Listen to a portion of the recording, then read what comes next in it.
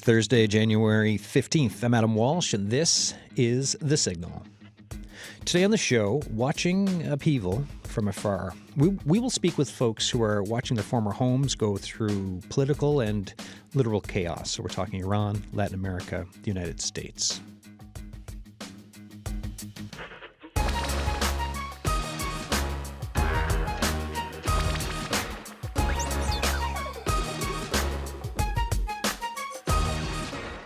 So yeah, it's a big geopolitical type discussion today on the show, but with it's people's homes, it's the lives of loved ones and friends. It is looking at the world we are living in and the change that is happening.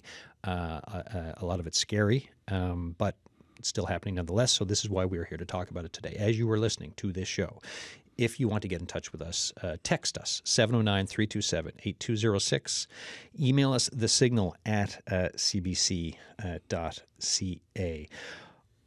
We'll do a whip around for little introductions for everyone, and then we'll jump in, and we'll add context throughout for the 55 minutes. So Ihsan Darvishi is nice to see you again. Thank you for coming back. Thank you for inviting. Tell us a bit about yourself. I'm Ihsan.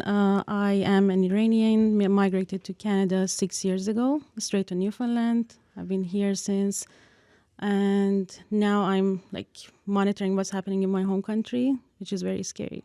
Yeah, and we'll get into those details shortly. But yeah, I think anyone listening will know of the protests, and that there are a range of thousands of reported deaths so far in Iran as we wait. And it's the most violence that has been seen since, as reports are going, and correct me, but since 1979 for the revolution that time. And there have been protests since countering it, but this is where we are right now. That is correct, yeah. That's the biggest one in scale and in the victim number, but that's correct. This is what you're monitoring with folks back home. Yes. Myriam Osorio is here, Spanish professor at MUN, originally from Colombia. Bogota. How are you doing? I'm doing well, thanks. Thanks for coming in. Tell folks, because you've lived, originally from Colombia, Spanish professor, but you've lived in the United States as well. So tell folks about yourself. Yes. Okay, well, I started teaching a very long time ago. And I lived in the U.S. for about 20 years. I taught Spanish at a small college in Pella, Iowa, a very tiny place. I did my graduate work at the University of Wisconsin-Madison. I stayed there for quite a while, lovely place.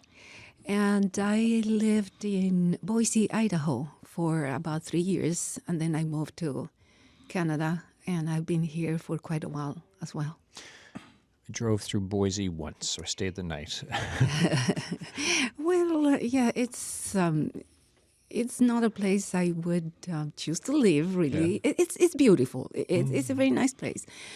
But I was offered the position at Albertson College of Idaho. Yeah. So I took it and I moved there, and that's where my daughter was born, actually. Okay. Briefly, before I introduce the other two great guests we have, but what's on your mind this week? Well, there are a lot of things in my mind this week. One of them is the meeting that is taking place February 4th or 6th between the president of Colombia, Gustavo Petro, and Donald Trump in the White House. Yeah. I think that's one thing that I've been thinking a lot about, and expecting the unexpected, really, because both of them are a little bit unpredictable. Yeah. So Petro has been receiving a lot of advice about how to manage that meeting, because it's a really important one. I mean, they're supposed to be best friends now, so who knows? Yeah, and that makes me think of the time with Trump and Zelensky.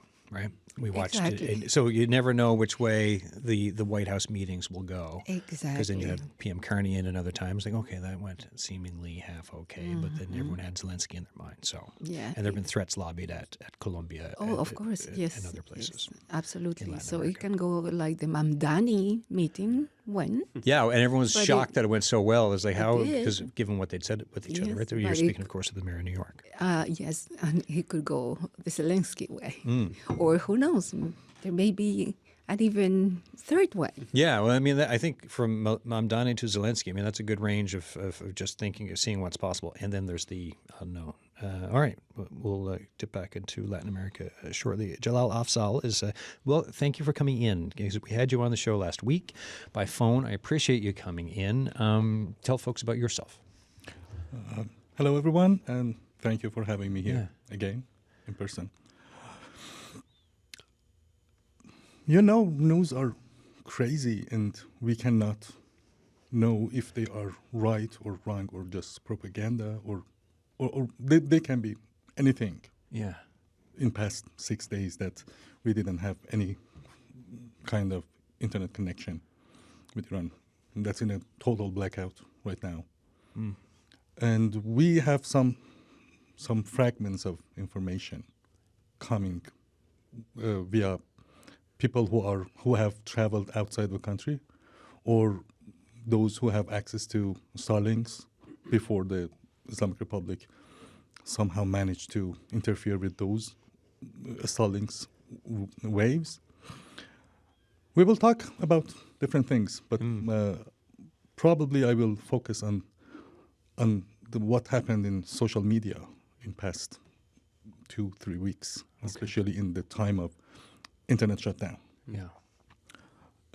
Yeah, that's it. Okay, thank you for that. And yeah, I think I'll probably say it's one of these things. I'm so sorry for what's happening in Iran, and also, I mean, any place which is being impacted right now by upheaval, strife, where people are being hurt. Desmond Smith is back. 20 years in the United States, eh? 20 years, yeah. So you're a permanent resident there, but you and your wife moved back home. You've been on the show a few times. Mm-hmm. Thank you for coming back. Oh, yeah, of course. Yeah, thanks for having us.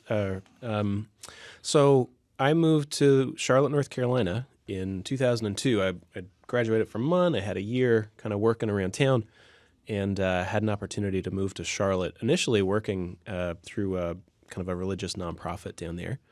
But while down there, went to grad school, have become a mental health therapist, which is what my wife and I both do now. We have a practice out in Bay Roberts, landmark counseling out there. But we lived in North Carolina pretty much the entire time. What's it been like, for Trump 2.0? He's been in a year now, but these last couple, like the last little bit, what's that been like watching that for friends and this, when you're 20 years somewhere, man, that's a home, right? It's a home. So what's it like being here and looking at that?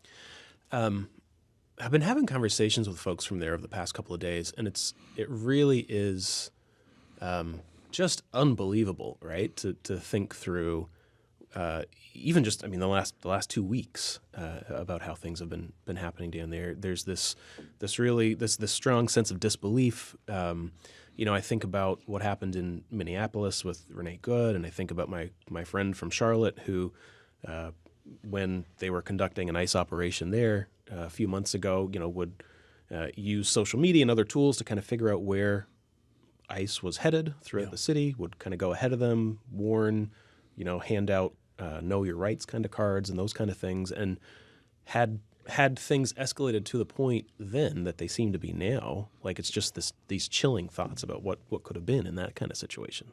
Yeah, in Minneapolis, Minnesota, different parts of the United States now, protests over the killing of Renee Good at this stop. The video online that many folks have seen now. And like the criticism on ICE is that training criticism, rules of engagement criticism, and much further. Lots of different terms being used on this, right? For what is happening, in a spot that has historically talked about, freedom. Mm-hmm. Yeah. On the Iran side of things, Ihsan and Jalal, can you help folks kind of understand, like when you were growing up, like what was life like growing up, and then what has changed to the point over the years where we've had protests of certain times to this one? Who wants to kind of go for it? As a woman, I think my take is more interesting. I grew up in a non-religious family back in Iran. So we learned how to live a double life in that country because we had to wear hijab and pretend to believe in things that we didn't believe. In school, they were trying to push ideologies to us. They trying to make us like chant against United States, and we refused to do that. So protest by protest, year by year, people moved away from the thinking of reform, thinking of maybe we can fix this government with maybe elections, electing someone new within the system. People saw it doesn't work. No matter who is in charge inside that Islamic regime, would kill people, would injure people. We had a lot of protests. Lots of people lost their lives. This one, largest in scale yet, millions on streets. This one has a leader for the first time. And people are very hopeful for the first time. But the killings have been unbelievable. Yeah, I mean, and the estimates online, you'll have, there's an aid group, an American one that's got the low estimate of around, when I say low, like I mean, it's 2,500 people. And the upper end of the estimates are 12,000 or more. Yesterday, I read on CBS News that it is about 20,000 or more, and that's even more on that. More Right. close to reality from what we see. Well, and so often when it comes to when, there's information blackouts, like Yeah, estimates tend to be low, right? Like on that. Exactly. But I mean, the point being, there's a lot of damage being done right now. So then, what are you watching for? What are you hoping for? I can only echo what people inside Iran are hoping for, and that is that they are very hopeful. Even the people who were killed before they go on the streets posted on their social media that I'm going to protest. I know I might get killed. If I get killed, live on my behalf. Don't mourn and just fight. So people are just hopeful. Even now inside Iran, if you talk to people inside Iran, they are still hopeful, and we are too. Jalal, you mentioned the social media side of things. If you want to go into it. Yes, but before that, Yeah. let me add something to the horrible death toll. Yeah. First, at the beginning of the show, you mentioned that it's the bloodiest thing since Yeah. 1979 revolution. Actually, it's the bloodiest thing throughout the history. Ever. Yes, and I did some quick research to make sure the numbers I'm going to tell. Yeah. The total death toll for the revolution between 1978 to 1979, for 2 years, is between 2,000 to 3,000, among which there is an incident, a horrible incident, which is called Cinema Rex, Yeah. a movie theater, which was set on fire, and almost between 500 to 600 people were burned alive at that. And it's among the number of the death toll. Right. But after the revolution, it turned out that it happened by the revolutionists of that time, not by Shah government. Not the Shah, yeah. And this was and at the time the Shah, and this was who was deposed when the new regime came in 79, Yes. right? Yeah. Okay. Just for clarity for folks Yeah. listening. So between 2,000 to 3,000. We have now a verified official number of plus 2,500. Right. And it's before the blackout. Those are the name and occupation and everything of those 2,500 is clear now. It's verified by rights movements. And for after that, this is the saddest thing I can imagine someone can say. I'm praying for the 12,000 number to be true. Yeah. Yeah. And I'm praying that it's not a typo and they haven't dropped a zero in front of that. Right. Yeah. And the worst thing is, we cannot verify that now, but it's possible. Yeah. and it's very, very likely. Remember, in Syria, chaos back then, there have been a death toll of over 500,000. And in that incident in Halab city, I guess, Islamic Republic Revolutionary Guard and Qasem Soleimani himself was responsible for killing that many people, 500,000 people. It's unfortunately possible that it happened, something like that in Iran. And the footage we receive, very fragments of information and phone calls that come out, they are horrible. I received one message this morning from the sister of one of my friends, who is a high-level doctor in hospital, also a doctor in military hospitals. And in my hometown, in Najafabad, the population is around 200,000. The death toll in that town is over 500. Right. So you can just extend that to the whole country of 90 million. And remember that the official statement of Islamic Republic, what the foreign minister told to Fox News yesterday, was there are not protesters, they are terrorists, and they are Israeli-backed terrorists, and there are agent Mossad on the field who are killing people to raise the death toll and convince President Trump to have some military actions. This is the official statement of the foreign minister. Right.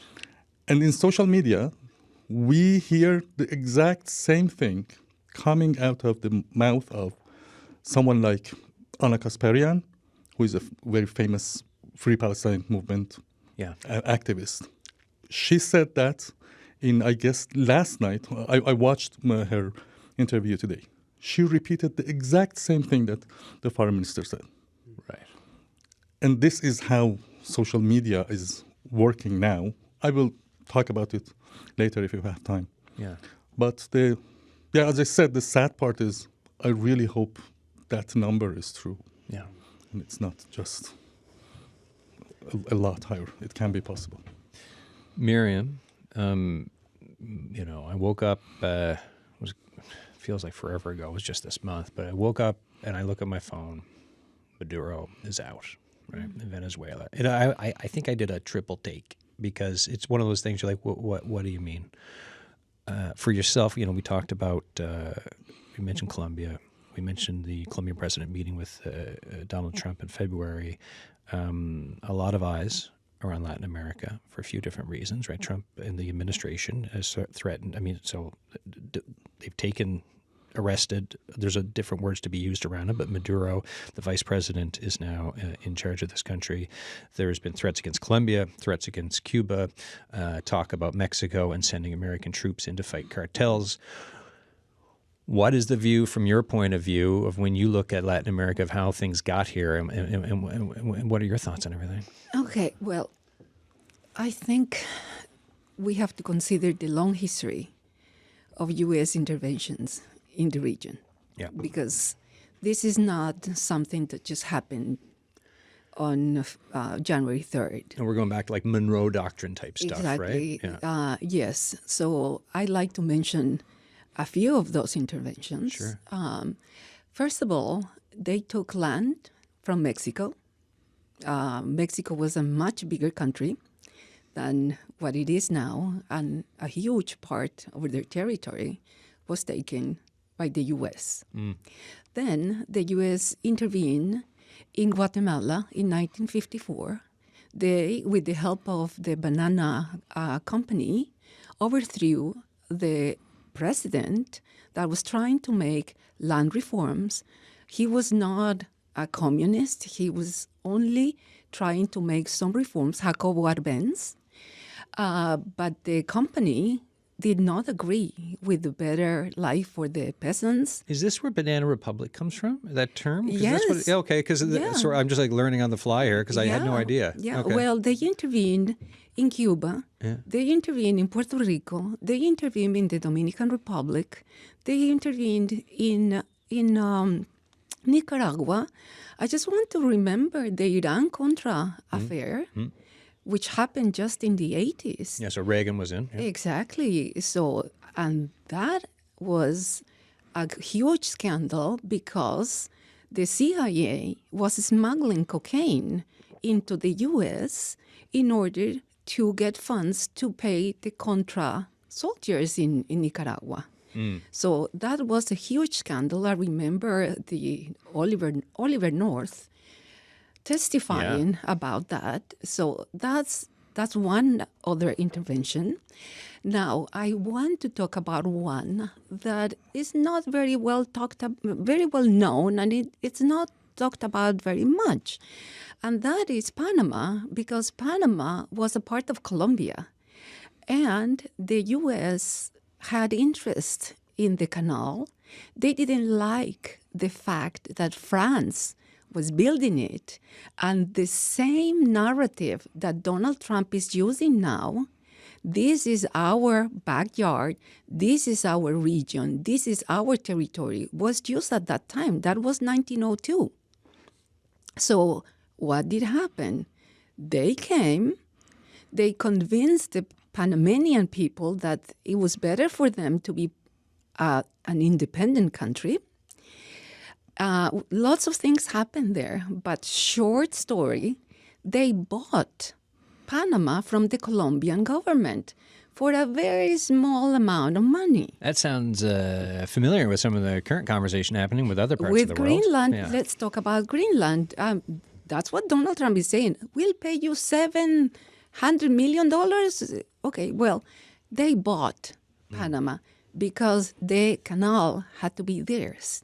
And yes, it was theirs until the year 2000, when it finally went back to the Panamanian government.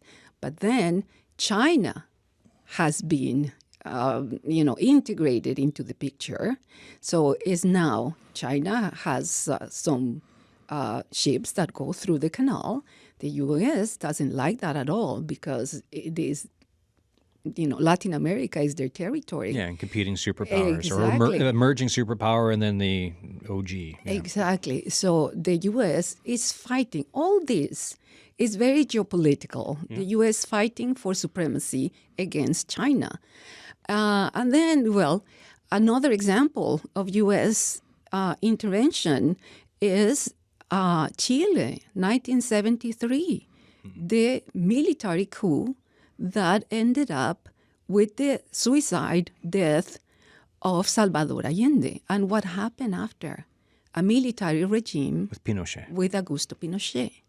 So, these are the examples of how long the U.S. intervention has taken place in Latin America. This is not new.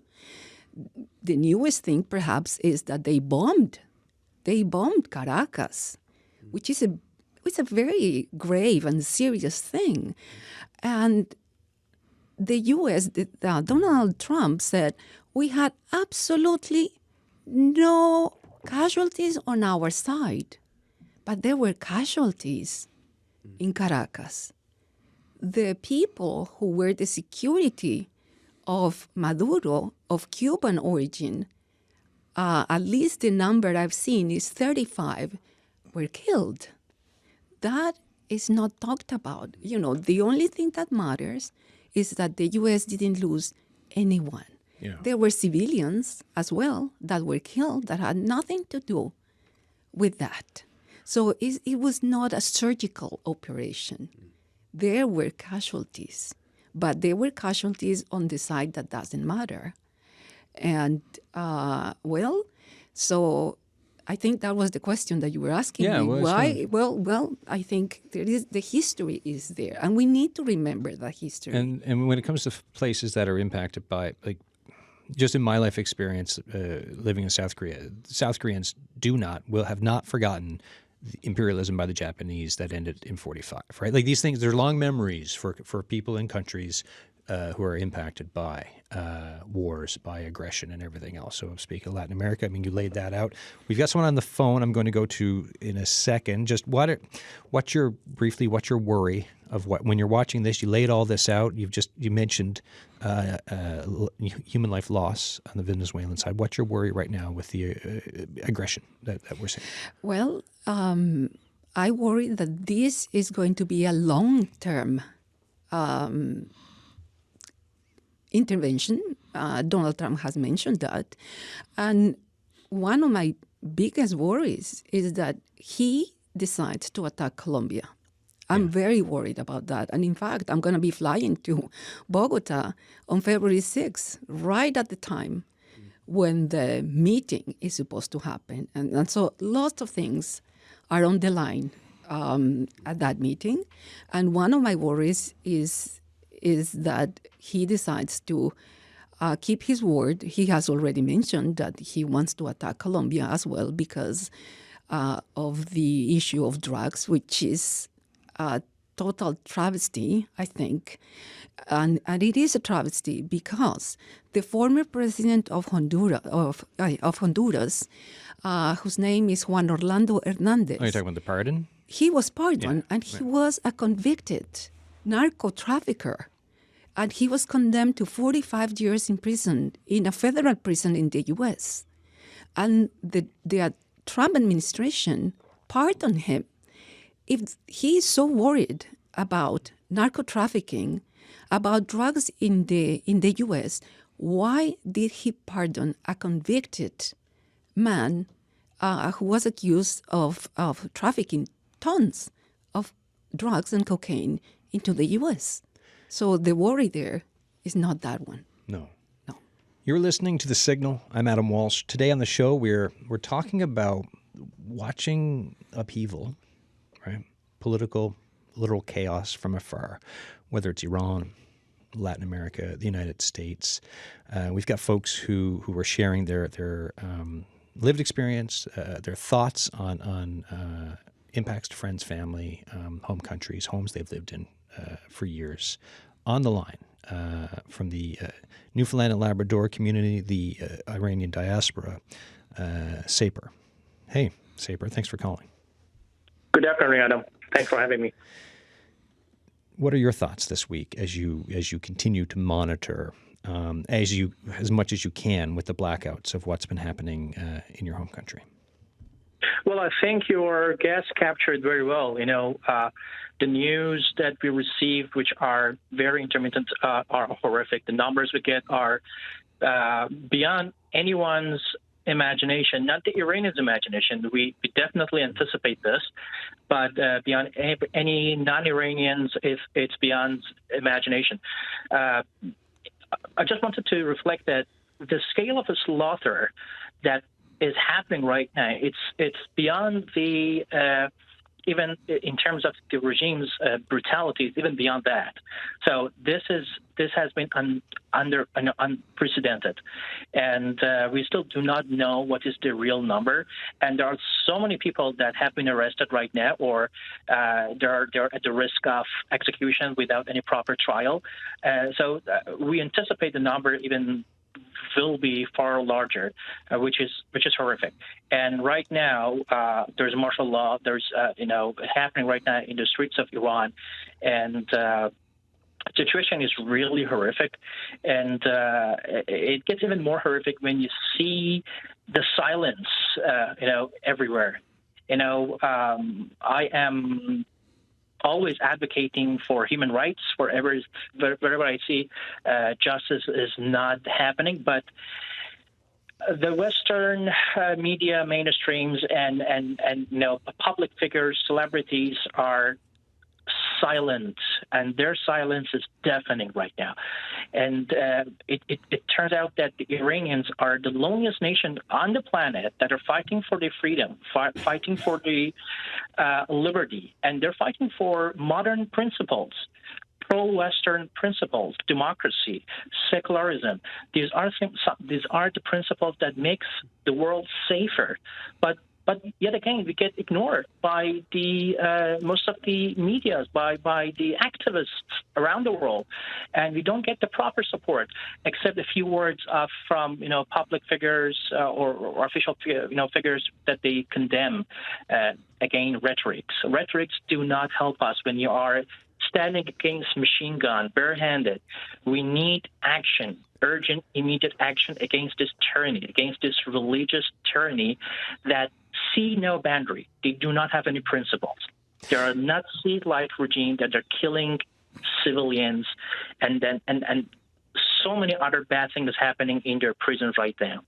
So I am really horrified by the situation that is happening right now, and I cannot express the scale of this massacre enough. A foreign correspondent who used to work with Al Jazeera in China, Melissa Chan, I saw her post yesterday. She was kind of comparing, like, the situations are different, but also her comparison was she was looking back at 89 Tiananmen Square, right? So you had some estimates. The Chinese government of the day said like hundreds. The number of deaths for years, it was looked at around 1,000. A few years ago, the BBC put out UK documents that said the estimate was actually 10,000. Right? You know, this bit of estimates that we were talking about earlier on in the show. But the pictures of Tank Man. The amount of protests, the amount of rallying for, like, I grew up, I was 9 when this happened, but it's something imprinted in me and for the conversation for years afterwards. And then you look at the scale, Sepeher, of what you're talking about, and then also you're saying, but where are the protests? Where are folks when these are people who are pushing back against fighting for rights in the streets? Like the juxtaposition is I think can say a lot here. Yeah. Totally. I think your analogy was a good one, but I have a better analogy. When during the Second World War, when France was occupied by the Nazi regime, the amount of the degree of savageness was too high, was too much, that the president flew the country and asked the Brits and the Americans to fight against this regime, because he saw something, Charles de Gaulle saw something that was happening. Right now, this is our situation. Our country is occupied by this religious Islamic government. I cannot even use the government, because government is used for a democratic term. This is a regime of ayatollahs. And I just want to ask this question once again. Don't Iranian lives matter? Are we not going to occupy the campuses for Iranian lives that are fighting for the freedom barehanded? Where are you? Is it so? Can we call it as a selected activism? Where are you people? Where are you folks? Sepeher. Why can't you raise your voice for a good cause that is happening? Millions are rallying and risking their lives in the streets, being killed, being slaughtered, being torched, being raped in their prisons without any documentation or proper form of trial, and there is no single word. It's shameful for the whole humanity. Sepeher, just I'm sorry for what's happening, and thank you for sharing your thoughts with us. I'll put it back to the group here in the room, and just thanks for being on the show. Thank you. So I'll look at my 2 Iranian guests first on this if one. I may add something to what Sepeher accurately said. Yeah. It's not that they are silent. Yeah. The thing that we see lots of tweets and things from these so-called activists, that they are mocking us. They are mocking the number of the killed people. And they somehow say they deserve to be dead because the interest of the people of Iran right now is aligned with Israel. Right. And they cannot comprehend, they cannot understand that in Iran, there is a chanting. It's been there for over 16 years. The first time I heard that, it was in 2009. It says, no Gaza, no Lebanon, my life is devoted to Iran. 16, 17 years ago. We Iranian know what's going on in Palestine. and what Hamas does there, and what's the conflict. You at the beginning you asked Aysan about the way we grew up in Iran. Yep. Yes, in schools, the main thing we were taught and we were chanting about was death to Israel, death to America. And we were brainwashed but by the false narratives that has been out there after Islamic Revolution. Even about I told about the almost verified death toll of the pre-revolution. There have been things in our textbooks telling that in one incident there have been killed, the Shah had killed more than 4,000 people in one incident. And after that, it turned out it was only 88, and half of them were security guards. Because this is the main point. Because in that demonstration in mid-July, I guess, there have been Palestinian militia between protesters who were engaged in a fire gun conflict. That's the point. And now, why they are silent? Because they see that their narrative of the regime of Israel, as they say, doesn't work here. They see a nation who are fighting for their freedom, but they are not in front of imperialism. They are in front of what we call it Islamic Republic. And when we say Islamic Republic, we are being accused of Islamophobia because we're calling Islamic Republic Islamic Republic. What can we do? This is the name of this regime, and that's it. They are and it doesn't, and it has, to your point, right? It's not about this is not something about Islamophobia. This is something about a regime in control of a country, which has classified themselves in an area. But then, to talk, Islam writ large, there's so many. It's a different discussion, right? Which has something, that's religion as opposed to folks who are in control, right? Exactly, and they ignore us. Not only ignore us, they mock us. It's Well, and it's the complexities of the world of how people react to, because everyone would like things to be simple, but they're not at all. And when I think of the United States now, and Desmond, when you we've talked about ICE raids and looking back, talking to folks back where you lived. What are you looking for? Because in the conversations I have about America right now, it's like we look ahead to what's happening right now. There's midterms coming. Then after that, 2 years later, it's another election. There's no shortage of think pieces on the decline of of America, the American empire, and a new world order. What are you thinking about? Oh, I mean, just a simple question, Right? Yeah, of course. The thing that kind of keeps coming up for me, right, is the disconnection there seems to be between my lived experience in America and the reality of what I see now, right? Yeah. So it's almost like there's a tale of at least two Americas. There's the tale of me living in, a quiet, established neighborhood in Charlotte with great neighbors and great friends and a quiet life and a big backyard and, raised beds back there that I'm growing vegetables in, right? Yeah. It's just a normal, kind of typical everyday life. And then there's this, the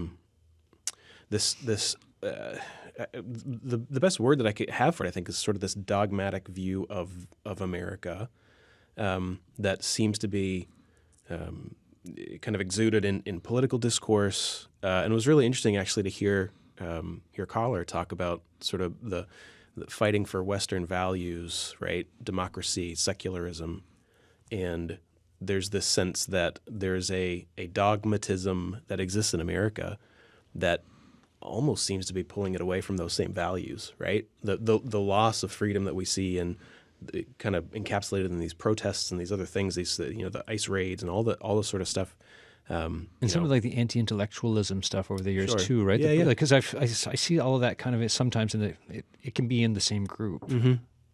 Yeah, I mean, I've said for a while in conversation with kind of friends and folks that there is a real kind of parallel kind of thinking about America as kind of a religion unto itself, right? Yeah. There's kind of founding sacred texts, and there's folks who will interpret it as either literal or figurative, and so there's all these different ways that you can begin to interpret the religion of America. And I think once you get into that kind of belief system that usurps everything, right? All of the other sort of established freedoms and values and things begin to become less important to keep things focused on the dogmatic piece. When I through work when I was on loan in Japan, when I was sent to D.C. for Donald Trump's first inauguration, and that whole crowd size thing, so I can see on the picture where it was, and I remember looking around, and in that crowd that day, you saw folks with Pepe the Frog, the alt right, the far right symbol that gets used. So there's a bunch of people, crew cuts, Ray-Bans, Pepe the Frog faced flags. I saw a couple skinheads, like actual, dressed to like going around doing some, I guess, far right interviews, and it really kind of it has not left me, because I thought, what is with this permission slip of feeling you can come out and be here in this crowd today? And folks extrapolate whatever you want from where things are right now when you look around. But I thought like that is something that's stayed with me, and I noticed that day. Yeah. Right. And you see that, it's concentrated, right, in D.C. on Inauguration Day. Yeah, of course. Right. But that, I lived obviously in North Carolina, in Charlotte, North Carolina, in the city, but it was pretty apparent that once you got outside the city, things changed, right? There were a different set of values and a different sort of concentration of those kind of views. Yeah. Myriam, what do you think folks don't in Newfoundland and Labrador in Canada, those who don't have connections to Latin America, what do you think they don't understand about it? And I know I'm talking about a big swath of countries here, but what do you hear? Whether it's talking about your home of Colombia, where you were born, whether it's Venezuela, what do you hear from folks? Because we heard about so Desmond talking about the raised beds in his back, like the American picture of what I for most of my life I would have, right? We've heard about growing up in Iran, but what's something that perhaps people may not understand about just the regular community side? Well, that's when you go back to Colombia, right? When you're flying. I think one of the things that perhaps is not very clear is that Latin America is a richly diverse area. I think many people have the idea that we are all mixed race, but there is more than that. Yeah. We're more than mixed race, mestizos, because Latin America is populated by all sorts of people from all over the world. Yeah. Latin America has had immigration from everywhere. Japan, many Japanese came to migrate to Brazil, for example. Big population. And to Peru. And one of the presidents of Peru, Alberto Fujimori, was of Japanese descent. Yeah. There have been immigrants from the former Yugoslavia in Argentina, in Chile, in Brazil, in the other small countries of the area. There have been migrations from Germans after the war. Yep. Many Germans after the war left for Argentina, for example, when they have built their own neighborhoods, their own towns, where they live kind of an isolated life from the rest of the people, or they integrate. Lots of things happen there. And there is a very important indigenous population that has been always disrespected, dispossessed, and very mistreated by the governments and by the same people. There is despise for them. So, and there is as well the huge African population that arrived because of the slave trade And Brazil is one of the most important countries that received an enormous immigration from Africa. And that has made of Brazil, for example, an amazing country culturally, and I think very interesting as well, beautiful. And so there is all this richness and diversity and languages as well. It's not that we all only speak Spanish or Portuguese. There are other indigenous languages that are spoken there, like Quechua, Aymara, and Mexico has an amazing array of indigenous languages that enrich Mexican culture as well. Their food, for example. I mean, I think we need to look at that place without the lens of the divide north and south, because I think we have a problem there. There is this idea that of the civilized north and the wild, barbaric, terrible south. And these divisions are at play today, I think. And they have been evident in the attack on Caracas. That is a show that we are the righteous people. Mm-hmm. We're going to get the dictator out, and you're going to live a life. You're going to become one like us. Mm. And that's not true. Mm. That's not true, because the power relation here is enormous. There is, and that is very evident, as I said before, in these operations that seek to show the power of the North, the white power of the North, on the power of all these other populations in the South. So I think it's also important for our, the people of Newfoundland to understand that and see that in those very complex terms, and perhaps learning Spanish would be cool. And just as we have it, if someone wants to learn Spanish at the university, you can help them with that. Absolutely, yes. And, we'll talk about, I love talking to my students about these issues. Yeah. Because sometimes I think Canada thinks, well, we're so lucky, we're here, nothing's going to happen to us, we're in good terms with the U.S., and that kind of attitude may not help. Canada has resources. Canada has oil. Canada has water. Canada has a lot of resources that the U.S. may want, and they can do the same, that the U.S. can do the same as they have done to other countries. If your lens is power and dollar signs, as opposed to, like you've been talking about, culture, value of people, the directions can be pretty different in what you choose or choose to not do.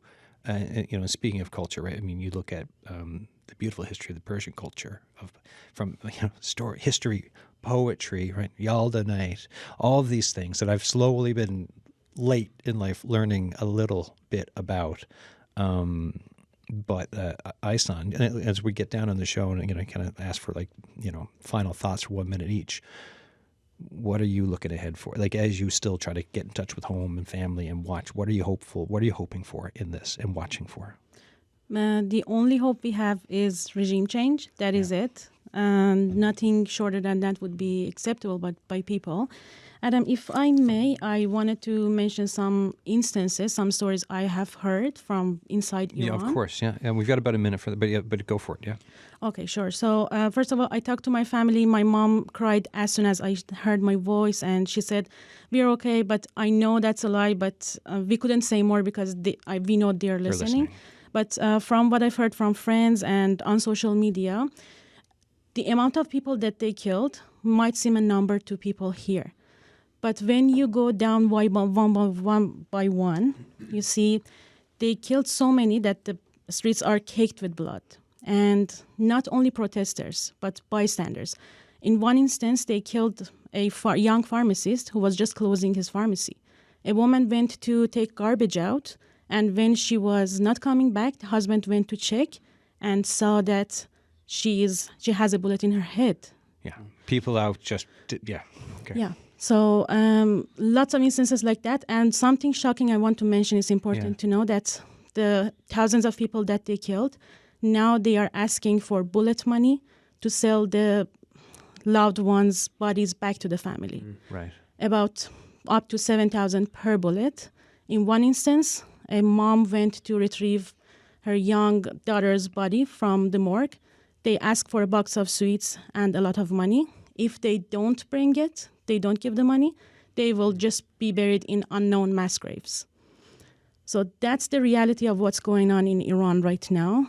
That is far worse than you have, you can imagine in your wildest dreams. You won't be. Yeah, here it is so the description is very real. Yeah. But to try to imagine it in your community is it's such a disconnect. So one friend mentioned to me directly that she saw her dad looking between the body bags in one video that came out of Iran by Starlink, and she couldn't contact the family to see who she lost. Right. So wild. This is where we are and what you're, and then as you hope for regime change, right? As you wait to see, are there military leaders or anyone peeling off a way for hope of something? They won't. What people are hoping for and asking for is foreign intervention. Right. That's it. And hoping for in this case, American intervention of some sort. Yeah. Okay. So intervention is not always very bad. Yeah. No. Desmond, final thoughts today? Oh gosh, I mean, just listening to those stories, it's hard to think, hard to compare. Certainly not even wanting to come close to equate, right? No, because they're very different. One is which is I knew coming into the conversation today, much of it will be focused on the here and now. What is the horrifying events of what is happening on the streets of Iran, right? And then when we look at the world and where we're headed and this new world order conversation, what is happening for all of us and where are we headed? I mean, it in some ways there's the similar kind of elements of this story, right? Or these stories are the kind of the people that need to stand and speak up and protest against and hold power accountable, right? Those elements of kind of flow through all of these different stories, including Iran, Venezuela, here in the U.S. I think that's just a really important thing to remember, right? Like on some level, we're not that different, even though the impact of the story and the intensity of these stories, might vary a lot. Yeah. About 30 seconds left. Final thoughts. I just wanted to add something to your point about Persian culture. Yeah. Please. Yes. There are a very repeated chant, Javid Shah, which is loosely translated to "Long live the king." That's not the correct translation. First of all, Shah is the pillar of Iranian culture. Dates back to 3,000 years ago. And Javid Shah means something like this Shah institution. It's not a person. The Shah institution should be forever. Yeah. Shah forever is better than long live the king. Right. These are something that gets mixed when are translated between cultures. That's what I'm saying. Thank you for that. And 15 music as the theme plays. Myriam, final thoughts from you. Final little point. Yes, little point, or maybe not that little. Big but short. Okay. When Maduro was kidnapped, his wife was with him, Celia Flores. And she was mentioned at the beginning, but she has totally disappeared from the picture. So we don't know where she is. We don't know where she's charged for. There is no talk about her. And so I would like to bring that into the conversation. I know the conversation is over, Yeah. but I think it's something that we should also think about. Thank you for that. And we are out of time, folks. We'll be back tomorrow with another show. Thank you for listening.